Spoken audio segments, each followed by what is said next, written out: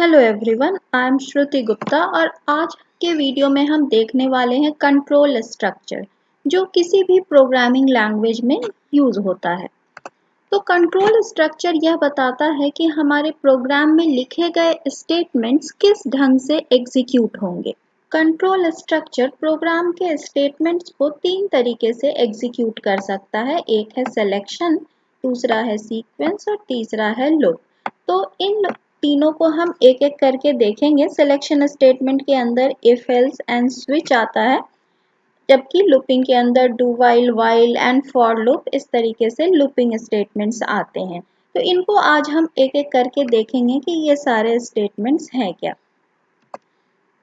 पहला हमारा control structure है सीक्वेंस। अभी तक हमने बहुत सारे प्रोग्राम्स बनाए हैं C++ में।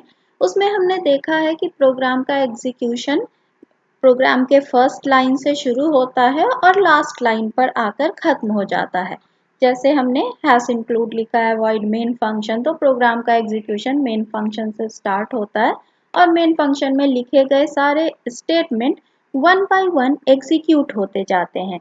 तो यहाँ देख सकते हैं कि इसका फ्लो चार्ट बना है कि स्टेटमेंट 1, देन स्टेटमेंट 2, स्टेटमेंट 3, इस तरीके से जितने स्टेटमेंट्स भी लिखे गए हैं ये सारे statements one by one execute होते जाते हैं।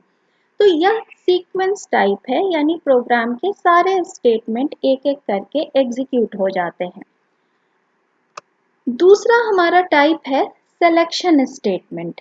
सिलेक्शन स्टेटमेंट डिसीजन पर बेस्ड होता है। ज़रूरी नहीं है कि प्रोग्राम के सारे स्टेटमेंट्स एग्जीक्यूट हों। हम वहाँ कंडीशन लगाकर चेक कर सकते हैं कि अगर कंडीशन ट्रू है तो हमें कौन से सेट ऑफ स्टेटमेंट्स को एग्जीक्यूट कराना है और अगर कंडीशन फॉल्स है तब क्या करना है। तो यहाँ आप फ्लो चार्ट से देख सकते हैं कि यहाँ एक डिसीजन बॉक्स हमने लगाया है। डिसीजन बॉक्स की वैल्यू या डिसीजन स्टेटमेंट की वैल्यू फॉल्स या ट्रू हो सकती है। अगर फॉल्स होती है तो हमें कौन से स्टेटमेंट एग्जीक्यूट करने हैं, अगर ट्रू होती है तो हमें कौन से स्टेटमेंट एग्जीक्यूट करने हैं, यह हम प्रोग्राम में लिखते हैं। तो एट अ टाइम या एक प्रोग्राम में एक बार ही दोनों स्टेटमेंट कभी एग्जीक्यूट नहीं होंगे, या तो ट्रू स्टेटमेंट्स एग्जीक्यूट होंगे या फॉल्स स्टेटमेंट एग्जीक्यूट होंगे। सिलेक्शन स्टेटमेंट में हम यूज करते हैं इफ एल्स का या स्विच का। तो इनको हम आगे के वीडियो में डिटेल में देखेंगे कि कैसे इनका सिंटैक्स होता है, कैसे इन स्टेटमेंट को प्रैक्टिकली हम प्रोग्राम में लिखते हैं और उनको यूज करते हैं। सिलेक्शन स्टेटमेंट को ब्रांचिंग स्टेटमेंट भी कहा जाता है क्योंकि इसमें सारे स्टेटमेंट्स एग्जीक्यूट नहीं होते हैं। जिस ब्रांच की कंडीशन ट्रू होती है वही ब्रांच एग्जीक्यूट होता है।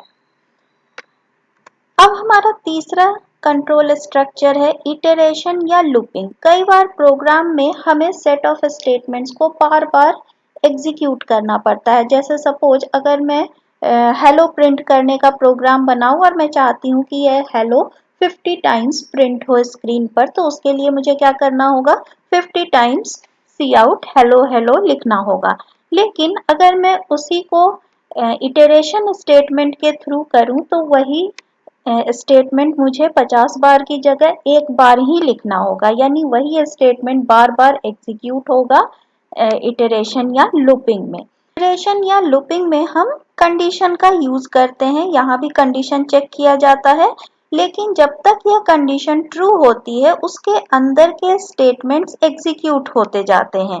जैसे अगर कंडीशन ट्रू हुई तो हम कहाँ आएंगे, लूप के अंदर, फिर लूप में लिखे गए स्टेटमेंट एग्जीक्यूट होंगे, फिर दोबारा से कंडीशन चेक होगी, कंडीशन फिर अगर ट्रू है तो फिर से हमारा ये स्टेटमेंट एग्जीक्यूट होगा और इस तरीके से यह स्टेटमेंट रिपीट होता जाएगा। कब तक, जब तक कंडीशन ट्रू रहेगी और कंडीशन के फॉल्स होने पर हम लूप से बाहर आ जाते हैं। तो इस तरीके से जब सेट ऑफ स्टेटमेंट्स या किसी सिंगल स्टेटमेंट को भी हमें बार बार रिपीट करना होता है तो वहां हम इटरेशन या लूपिंग स्टेटमेंट का यूज करते हैं।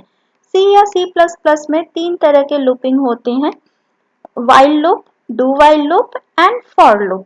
तो आगे के वीडियो में हम इसको भी देखेंगे कि लूपिंग कितने टाइप्स की होती है, उनके सिंटैक्स क्या है, इन तीनों लूपिंग में डिफरेंस क्या है।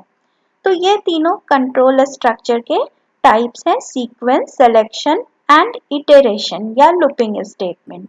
तो ये कंट्रोल स्ट्रक्चर आपको समझ में आया तो वीडियो को लाइक शेयर एंड सब्सक्राइब करें, साथ ही अपने नोटिफिकेशन बटन को ऑन करें ताकि अगले वीडियो की नोटिफिकेशन आपको मिल जाए। Thank you and have a nice day.